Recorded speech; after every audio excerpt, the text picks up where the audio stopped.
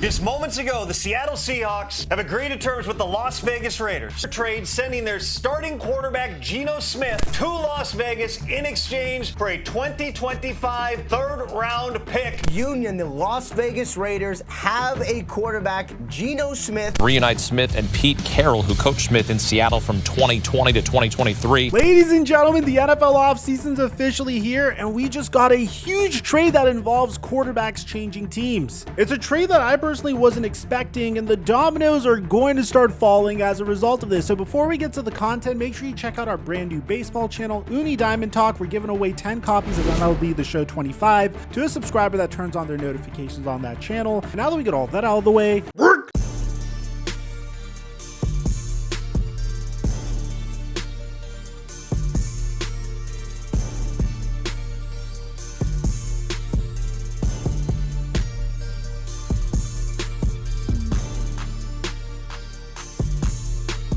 today's video is sponsored by Prize Picks. We've been having a dominant run making easy money on our NBA props that I give away on my Instagram at The Flight Mike and on my Patreon at Mikerophone. Make sure you use my promo code Mikerophone to get $50 when you make a play of $5 or more, or just click in the link in the description down below. And thank you, Prize Picks, for the sponsor. Mic check 1212. What's going on, everybody? If you guys remember in our last video on this YouTube channel, we talked about how the Seattle Seahawks were making significant changes. They announced that they were parting ways with Tyler Lockett, an individual that has been a staple of their offense for over a decade. They did this primarily to clear up some cap space. But that's not all the Seattle Seahawks decided to do. On top of this, they said that they were going to officially allow DK Metcalf to seek a trade. And DK Metcalf has even requested a trade. If the Seahawks are able to pull this off, they should be able to get a couple of assets in return for DK Metcalf. My guess is either a late first round pick or an early second round pick, depending on where he gets traded to. If he gets traded to Green Bay, it's probably going to be the 23rd overall pick in the NFL draft. But if he gets traded to the Patriots, which is where everybody's expecting him to get traded to, then I'd expect it to be a second round pick. This isn't something that I'm just pulling out of the gutter, because Daniel Jeremiah even commented on this on the Pat McAfee show. Everybody's saying DK to New England, man. Everybody in the league thinks that. I like that. DK comes available, and you just talk to a bunch of buddies around the league, and they're like,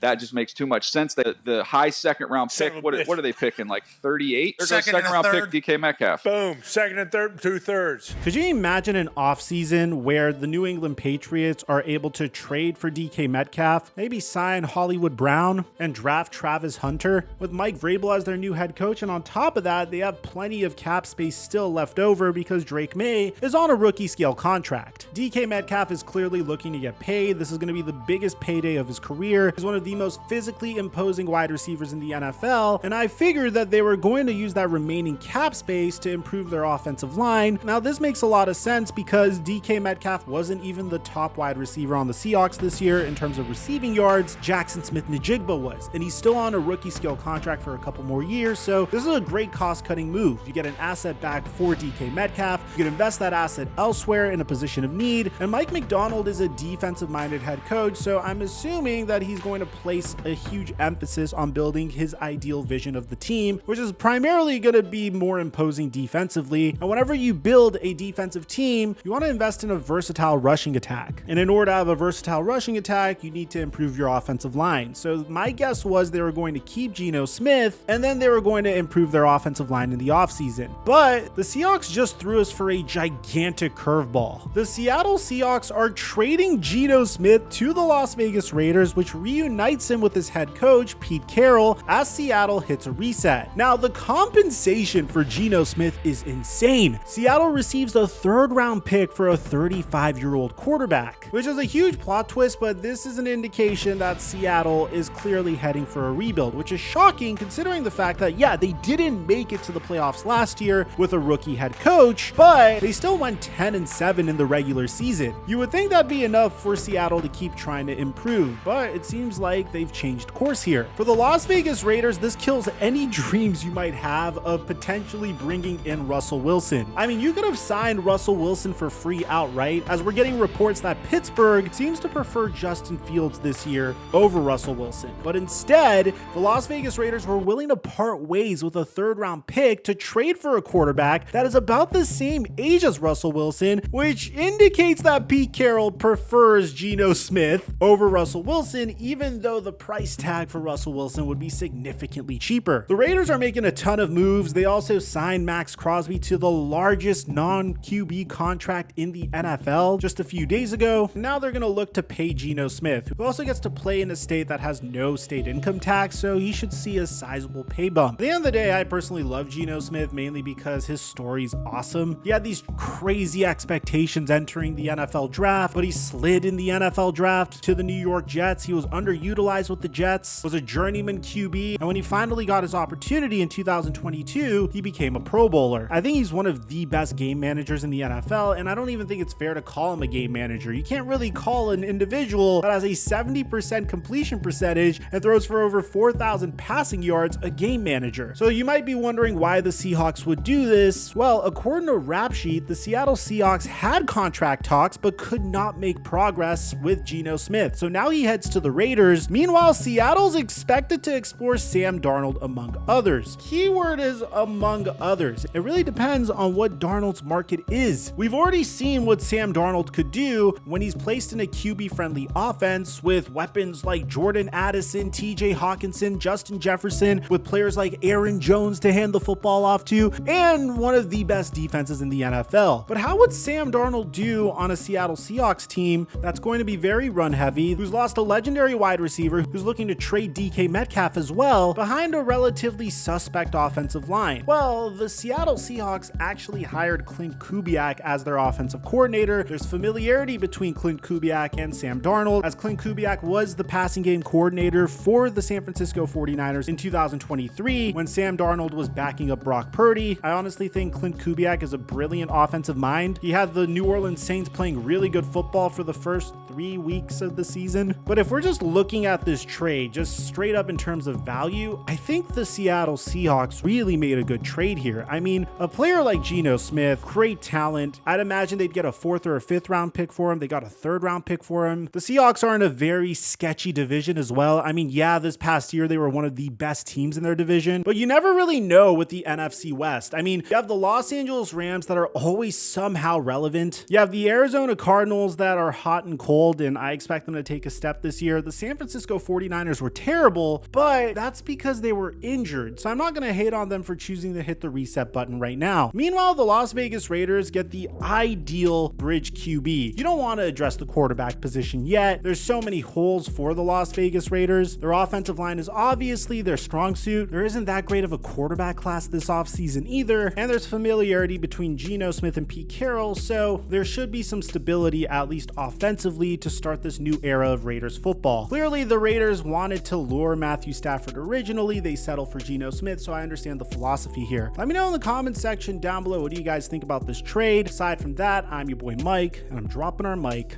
until our next upload.